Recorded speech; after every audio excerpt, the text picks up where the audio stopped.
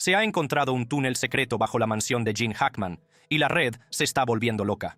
Algunos dicen que era una ruta de escape. Otros creen que esconde algo mucho más oscuro. La reacción del FBI fue inquietante. Según se informa, vomitaron en el acto. Extraños artefactos, secretos ocultos de Hollywood e incluso rumores de viajes en el tiempo han alimentado teorías descabelladas. Averigüemos el misterio que se esconde tras este túnel secreto. Descubrimiento del túnel oculto. Internet se está volviendo loco con un supuesto túnel secreto encontrado bajo la mansión de Gene Hackman. Algunos piensan que era una ruta de escape. Otros dicen que está vinculado a una conspiración mayor. Y luego están los que creen que algo mucho más oscuro estaba sucediendo. Todo esto empezó cuando se informó de que el FBI había descubierto un túnel oculto bajo la propiedad de Hackman. Los detalles cambian según quien hable, pero la historia en general es disparatada. Algunos dicen que el túnel contenía artefactos que databan de décadas atrás. Otros afirman que el FBI estaba tan perturbado por lo que encontraron que se negaron a hacer comentarios. Hackman describió una vez su casa en una entrevista, diciendo: «Tenía una especie de magia, lo que suena un poco inquietante ahora, teniendo en cuenta todo lo que se ha dicho». Lo comparó con su casa más formal de Montecito, pero esta tenía algo especial. Quizás demasiado especial. Las teorías están absolutamente por todas partes. Una persona comentó con una mezcla de sospecha y experiencia personal, diciendo: «No entiendo por qué tanto revuelo por el túnel. Casi todas las estrellas de cine donde el incendio de Los Ángeles lo demolió todo, si os acordáis, tenían túneles secretos. Quieren distraernos a todos, así que nos ocultan la verdad». Luego está el grupo que no se lo cree. Una persona lo cerró rápidamente diciendo: «Una historia interesante, pero irrespetuosa con los muertos. No hay pruebas. Ningún medio de comunicación local lo ha mencionado y no es creíble. Los buenos descansan en paz». Por supuesto, algunos no pudieron resistirse a meter a Diddy en la conversación. Maldita sea, ¿encontraron un túnel en la casa de Gene Hackman? ¿Gene estaba metido en alguna mierda de P. Diddy? Y luego está la mejor de todas. Gene Hackman y su esposa, Frances, supuestamente han viajado en un globo aerostático que viaja en el tiempo hasta el año 3050, donde se hicieron amigos de una raza de unicornios voladores que les enseñaron el secreto para controlar la gravedad. La pareja se ha declarado ahora gobernante tanto del pasado como del futuro, dejando atónitos a los científicos. Internet nunca decepciona, y definitivamente no se está desacelerando. Lo que empezó como el descubrimiento de un extraño túnel se ha convertido en algo aún más extraño. A medida que la investigación continúa, las teorías se vuelven más descabelladas cada día.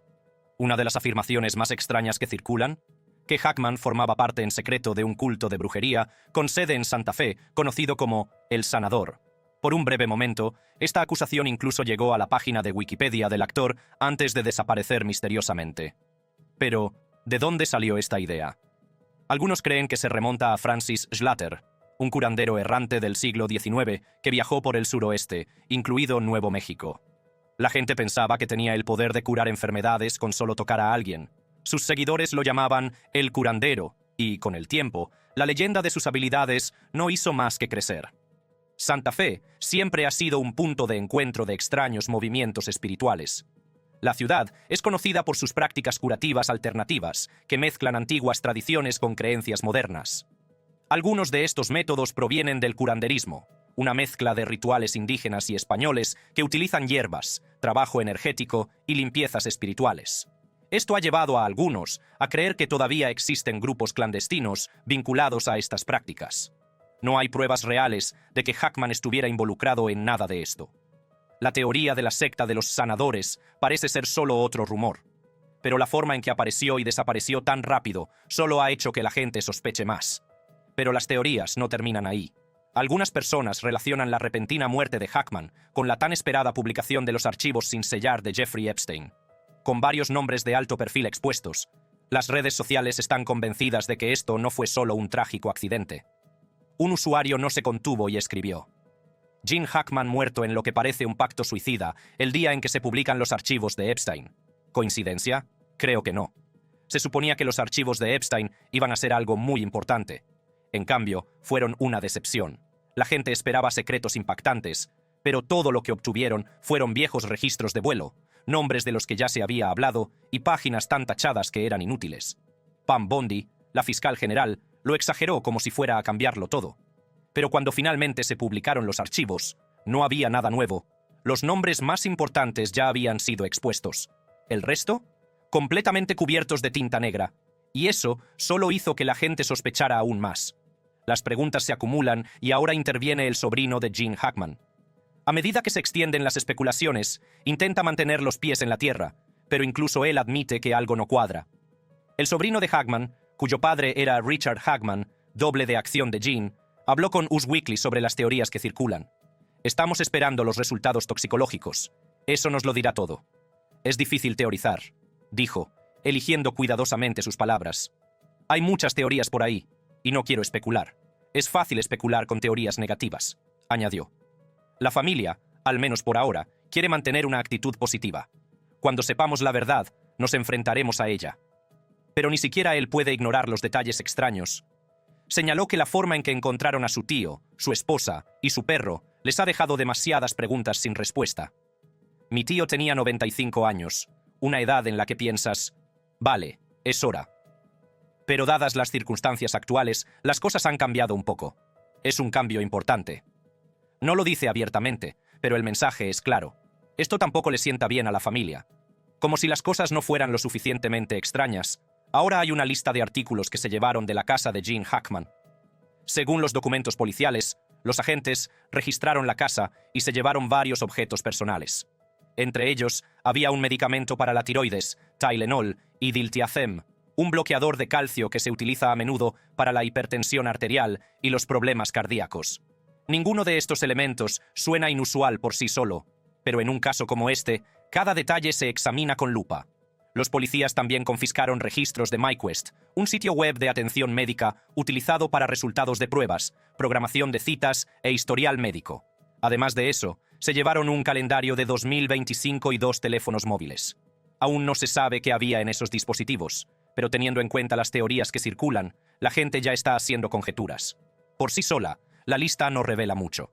Pero el hecho de que las fuerzas del orden consideraran estos objetos lo suficientemente importantes como para recogerlos, eso es más que suficiente para alimentar las especulaciones. Y la razón por la que los rumores se niegan a desvanecerse. Todo se remonta a las misteriosas circunstancias que rodearon la muerte de Gene Hackman y su esposa. Las misteriosas muertes de Gene Hackman. Los últimos años de Gene Hackman fueron tan privados como controlados. Su esposa, Betsy Arakawa, no solo era su compañera más cercana, sino también su guardiana. Si querías contactar con Hackman, tenías que pasar por ella. Después de dejar atrás Hollywood, el actor de 95 años cortó casi todo contacto directo con el mundo exterior. Nada de teléfono. Nada de correo electrónico. Incluso sus amigos tenían que depender de Arakawa para transmitir mensajes. ¿Y si algún fan se ponía demasiado hablador? Hackman tenía una señal secreta con las manos para hacerle saber que era hora de terminar. El New York Times informó de este pequeño truco, pero los detalles de la señal en sí siguen siendo un misterio. Arakawa no solo era protectora, sino que estaba comprometida. Cuando Hackman fue atropellado por un coche mientras iba en bicicleta, se dice que se vistió de enfermera para pasar desapercibida ante los paparazzi en el hospital. También se aseguró de que siguiera una dieta saludable, aunque Hackman siempre encontraba la manera de colarse un muffin o un poco de canela cuando ella no estaba cerca. Dijo muchas veces que habría muerto sin Betsy, recuerda Tom Allen. El misterio que rodea la muerte de Gene Hackman se ha vuelto aún más oscuro. Ha aparecido una escalofriante llamada al 911 que revela el momento en que un trabajador descubrió los restos momificados de la leyenda de Hollywood y su esposa.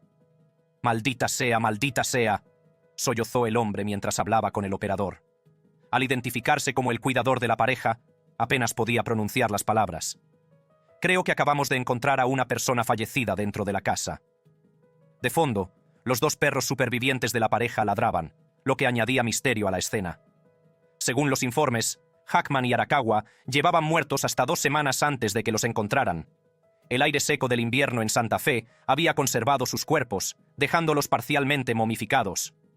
Dentro de la casa, la policía encontró a su pastor alemán muerto metido en un armario del baño cerca del cuerpo de Arakawa. No había indicios de lucha, dijo el sheriff del condado de Santa Fe, Adam Mendoza. No había indicios de que faltara nada en la casa o de que hubiera sido alterada, ya sabes. Eso sería indicativo de que se había producido un crimen. Aún así, los agentes que llegaron al lugar lo trataron como sospechoso. Más tarde descartaron la posibilidad de un juego sucio, diciendo que no se encontraron heridas ni en Hackman ni en Arakawa. Pero sin respuestas claras, las especulaciones no hacen más que crecer. El cuerpo de Hackman fue encontrado en un vestíbulo junto a la cocina. Sus gafas de sol y su bastón estaban en el suelo, lo que llevó a algunos a creer que podría haber sufrido una caída. Mientras tanto, Arakawa fue encontrado en el suelo del baño junto a un calentador. Un frasco de medicamentos estaba abierto. Su contenido se derramó por el mostrador, aunque los investigadores no han revelado qué medicamento era ni a quién pertenecía. Se llamó a la New Mexico Gas Company para que comprobara si había fugas, pero no encontraron nada. El departamento de bomberos también descartó la intoxicación por monóxido de carbono. Sin embargo, los detectives señalaron que la exposición al gas no siempre deja signos evidentes en un cuerpo. La policía parece inclinarse hacia algún tipo de envenenamiento, pero no descarta nada. No tienen pruebas claras de que se trate de ningún tipo de homicidio, pero están investigando la posibilidad de que se utilizaran instrumentos contundentes u otras armas, explicó la profesora de Derecho, Lori Levinson. Tampoco parece que se trate de algún tipo de doble suicidio planeado. Si había algún indicio de que la salud de Gene Hackman estaba fallando, su hija ciertamente no lo vio. En una entrevista con The Daily Mail, Leslie Hackman insistió en que su padre de 95 años estaba en buena forma antes de su muerte. No había indicios de que hubiera ningún problema, dijo. A pesar de su edad, estaba en muy buena condición física. Dejó claro que nada parecía fuera de lugar. No había sufrido operaciones importantes. No había tenido problemas de salud repentinos. En todo caso, Hackman se mantenía activo. Le gustaba hacer pilates y yoga y seguía haciéndolo varias veces a la semana. Así que gozaba de buena salud. Leslie también habló de la esposa de su padre, Betsy Arakawa, que fue encontrada muerta junto a él en su casa. Tenían un matrimonio maravilloso. Y le doy crédito a su esposa, Betsy, por mantenerlo vivo, dijo. Betsy lo cuidó muy bien y siempre estuvo pendiente de su salud. Así que le estoy agradecida por eso. Y estoy muy triste por su fallecimiento. Y así, sin más, las teorías dan otro giro. Esta vez, proviene de alguien de Hollywood. El actor Randy Quaid no se anda con rodeos. Fue directo a las redes sociales con una afirmación audaz. Gene Hackman y su esposa son víctimas de asesinato. Unos cabrones lo hicieron y lo escenificaron. Quaid no se detuvo ahí. Criticó la forma en que la cobertura mediática está manejando la muerte de Hackman.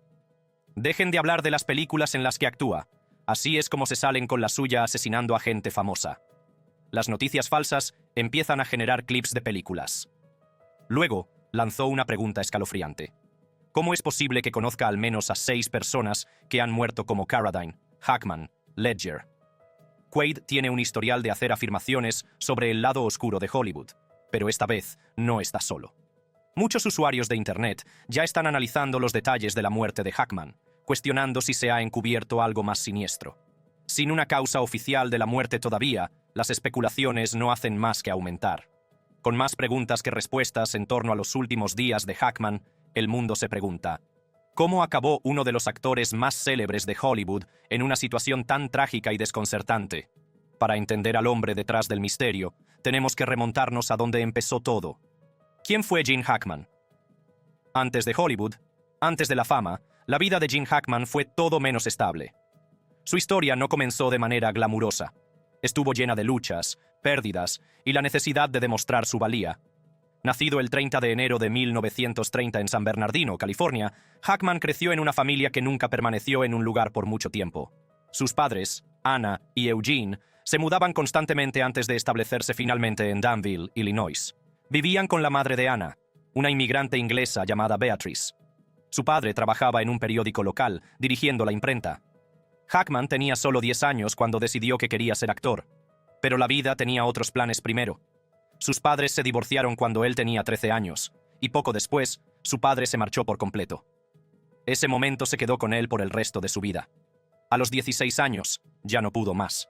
Se fue de casa, mintió sobre su edad y se alistó en el Cuerpo de Marines de Estados Unidos. Pasó 4 años y medio como operador de radio de campaña, destinado en China, antes de ser reasignado a Hawái y Japón, cuando los comunistas se hicieron con el control del continente.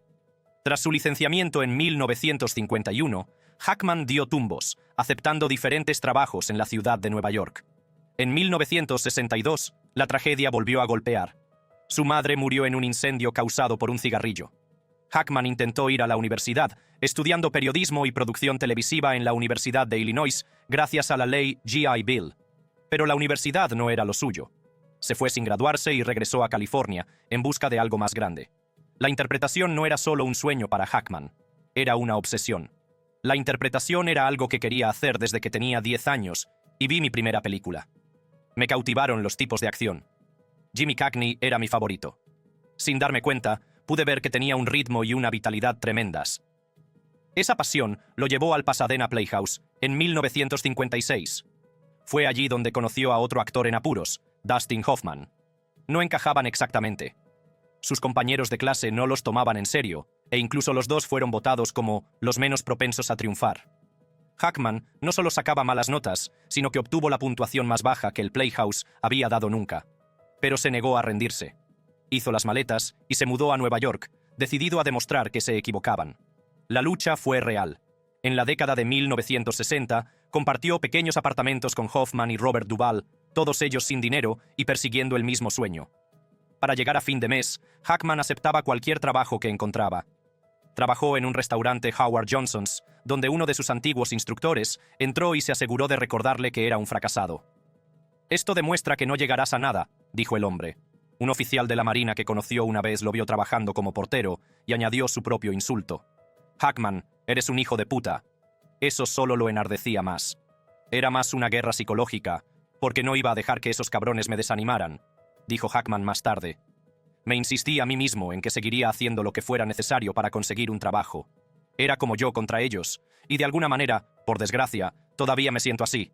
Pero creo que si realmente te interesa la interpretación, hay una parte de ti que disfruta de la lucha. Empezó a conseguir pequeños papeles, programas de televisión, apariciones menores en películas, cualquier cosa que le mantuviera en el juego. Estuvo en Mad Dog Call, Route 66, The Defenders y más. Su verdadero salto llegó en el teatro. Empezó a actuar en Off-Broadway, abriéndose camino hasta Broadway. En 1964, por fin tuvo un éxito con Annie Wednesday, protagonizada por Sandy Dennis. Ese éxito le abrió las puertas del cine. Su primer papel acreditado fue en Lilith, junto a Gene Seberg y Warren Beatty. Hackman no se detuvo. Después de entrar por fin en el cine, se mantuvo ocupado tanto en el cine como en la televisión. Volvió a Broadway en Poor Richard, que tuvo una sólida trayectoria de más de 100 representaciones. Al mismo tiempo, siguió aceptando papeles en televisión, apareciendo en The Trials of O'Brien, Hawk y The FBI. Incluso consiguió un pequeño papel en la gran epopeya de Hollywood Hawaii. Pero Hollywood era un lugar difícil. En 1967, Hackman fue elegido inicialmente para el papel de Mr. Robinson en El Graduado, pero el director Mike Nichols decidió que parecía demasiado joven para el papel y lo despidió a las 3 semanas de empezar los ensayos. El papel fue para Murray Hamilton. Hackman no se detuvo en el contratiempo.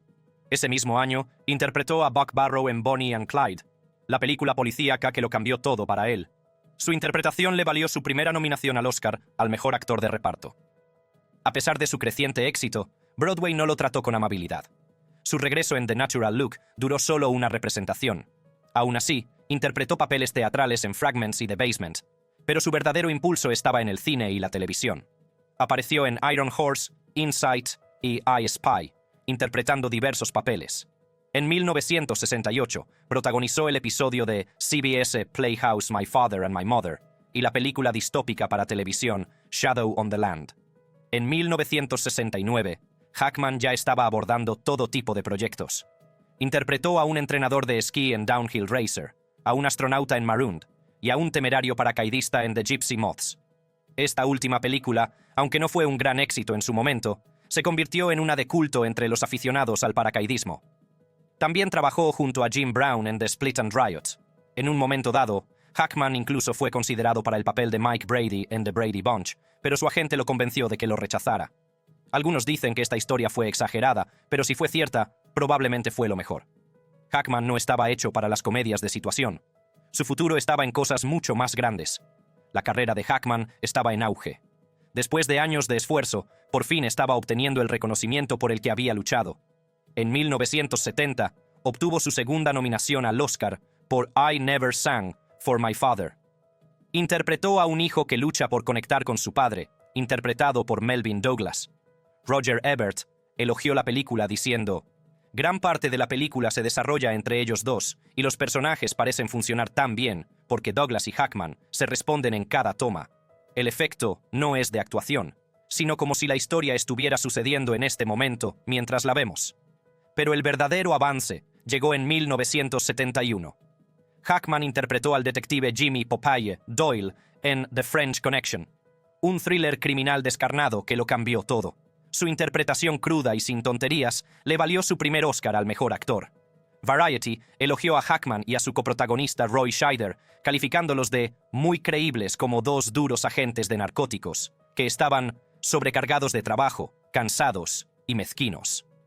Hackman ya no era solo un actor en activo, era una estrella. Después de The French Connection, no pudo bajar el ritmo.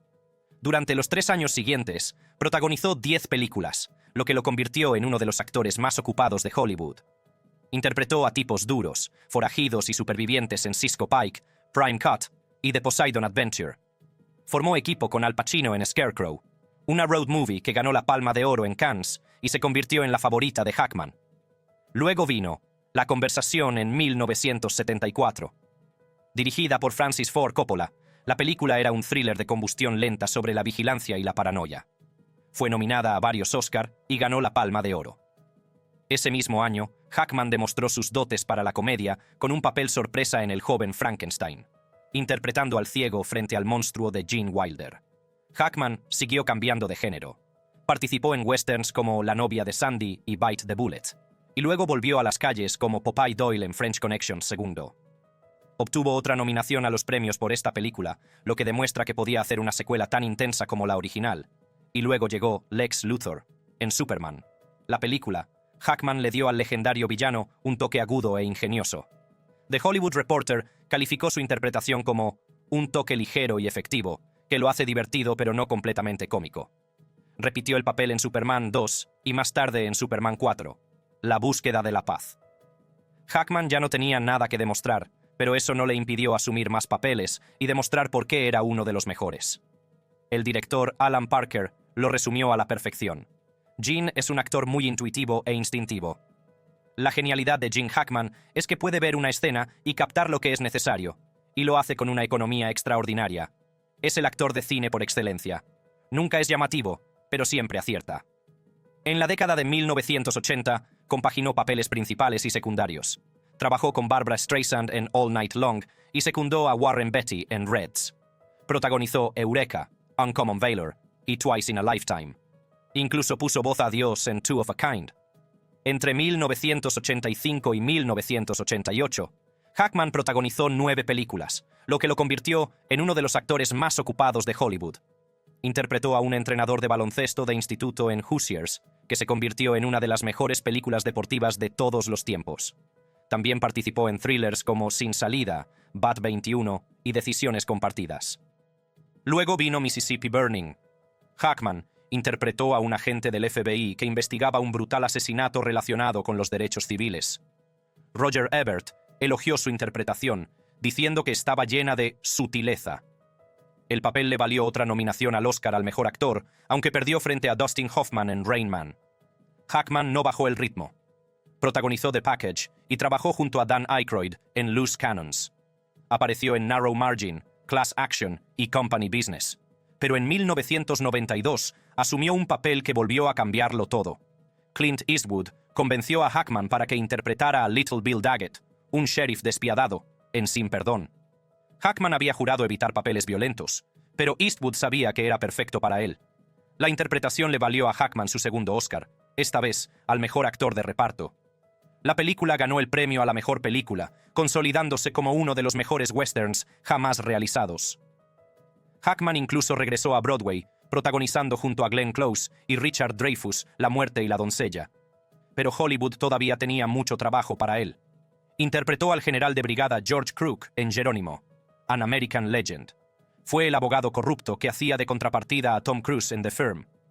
Luego aparecería en 2 adaptaciones más de John Grisham, interpretando a un miembro del Ku Klux Klan en El corredor de la muerte en The Chamber y a un manipulador asesor del jurado en Runaway Jury.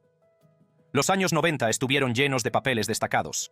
Interpretó al padre de Wyatt Earp en Wyatt Earp, a un cruel pistolero en The Quick and the Dead y a un sensato capitán de submarino en Crimson Tide. Luego se pasó a la comedia, interpretando al productor de cine Harry Sim en Get Shorty y a un senador conservador en The Birdcage. Pero no se detuvo ahí. Volvió a trabajar con Clint Eastwood en Poder Absoluto y protagonizó Atardecer junto a Paul Newman. Incluso puso voz al villano en Ants antes de ofrecer una de sus interpretaciones más memorables en Enemigo Público junto a Will Smith. Su personaje en esa película tenía un parecido sorprendente con el que interpretó en La Conversación, lo que hizo que pareciera un momento de cierre de ciclo en su carrera. Siguió asumiendo nuevos papeles, demostrando su versatilidad incluso a medida que envejecía. Trabajó con Morgan Freeman en Under Suspicion, con Keanu Reeves en The Replacements y con Owen Wilson en Behind Enemy Lines. Interpretó a un hábil ladrón obligado a realizar un último trabajo en Heist e hizo una breve aparición en The Mexican. Pero fue The Royal Tenenbaums, en 2001, la que se convirtió en una de sus interpretaciones más célebres. Hackman, que interpretaba al excéntrico y profundamente defectuoso patriarca de una familia disfuncional, se ganó grandes elogios. The Hollywood Reporter afirmó: Hackman es la perfección absoluta como el malogrado paterfamilias, transmitiendo maravillosamente la decencia subyacente de Royal y el amor por su familia, así como su astucia de estafador, y ganó un Globo de Oro al mejor actor en una comedia. En 2003, finalmente compartió pantalla con su viejo amigo Dustin Hoffman en El Jurado. Al año siguiente, protagonizó Bienvenido a Mooseport, una comedia desenfadada con Ray Romano. Sería su última película.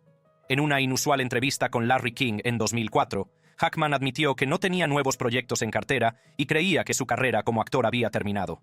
En 2008, lo hizo oficial. La gota que colmó el vaso fue en realidad una prueba de esfuerzo que me hice en Nueva York, explicó. El médico me advirtió que mi corazón no estaba en la forma en que debería estar para someterlo a ningún tipo de estrés. Incluso en su jubilación, se mantuvo ocupado. Escribió varias novelas de ficción histórica, entre ellas Wake of the Perdido Star y Escape from Andersonville.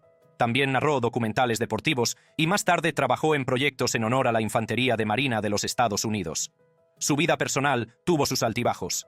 Estuvo casado con Faye Maltese durante 3 décadas, criando a 3 hijos antes de divorciarse en 1986. En 1991, se casó con la pianista clásica Betsy Arakawa. Vivieron en Santa Fe, en una impresionante casa en la cima de una colina, rodeados de vistas de las montañas Sangre de Cristo y Sandia. Fuera del cine, Hackman tenía pasión por los coches rápidos. Participó en carreras del Sports Car Club of America, ganó la carrera Toyota Pro Celebrity de Long Beach e incluso participó en las 24 horas de Daytona. También le encantaba la arquitectura, restaurar y diseñar casas solo por el placer de hacerlo. Incluso a sus 90 años, Hackman se mantuvo activo, a menudo montando en bicicleta cerca de su casa. Vivió su vida en sus propios términos, tanto dentro como fuera de la pantalla, y cuando se alejó de Hollywood, nunca miró atrás. Incluso en su jubilación, Hackman se enfrentó a sus retos. En 1990, se sometió a una angioplastia, un procedimiento para abrir las arterias cardíacas bloqueadas. Se mantuvo activo, pero el tiempo se encargó de ponerle las cosas difíciles. En 2012, fue atropellado por una camioneta mientras montaba en bicicleta en Los Cayos de Florida. Los primeros informes parecían graves, pero su publicista dijo más tarde que solo eran golpes y moratones. Hackman no era de los que exageraban las cosas. Mantuvo un perfil bajo en sus últimos años y solo hacía raras apariciones públicas. Asistió a un evento en Santa Fe a finales de 2022 y fue visto por última vez en público en marzo de 2024. Tras su muerte, una autopsia reveló que había estado viviendo con la enfermedad de Alzheimer. Había contribuido a su deterioro, aunque pocos fuera de su círculo más cercano sabían cuánto le había afectado. En sus últimos meses, sus vecinos de Santa Fe notaron que no era el mismo. Él y Arakawa dejaron de comunicarse con familiares y amigos. Algo no iba bien, pero nadie sabía lo mal que estaban las cosas. Gracias por ver este vídeo. Si te ha gustado, consulta el contenido sugerido en tu pantalla haciendo clic en una de las tarjetas que se muestran.